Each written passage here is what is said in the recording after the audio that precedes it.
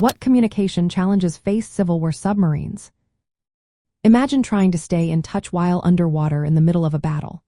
Civil War submarines faced huge problems with communication that made their missions even tougher. Back then, technology was very limited.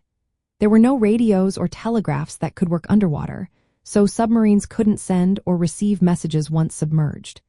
This meant they had to rely on pre-planned orders and surface signals, which could be risky or impossible during combat. Visual signals like flags or lights simply didn't work underwater, and using them on the surface was dangerous in hostile waters. Inside the small, cramped cabins of these early submarines, crew members couldn't easily talk to each other either.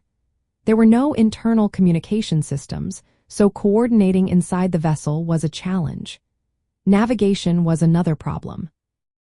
Without external signals, commanders had to depend on visual cues and dead reckoning, which is estimating your position based on less known data. This made it easy to lose track of where they were or miss targets. Many Civil War submarines, like the Union's Alligator, were still experimental and not fully reliable, adding to the communication issues. Because of these problems, submarines couldn't work closely with surface ships or change plans during a mission.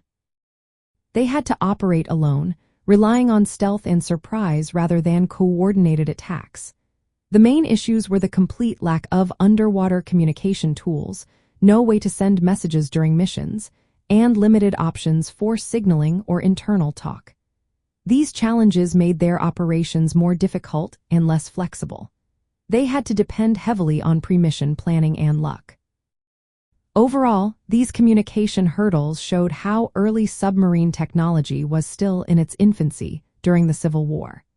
It was a time when naval innovation was just beginning, and submarines were more experimental tools than fully integrated parts of naval strategy.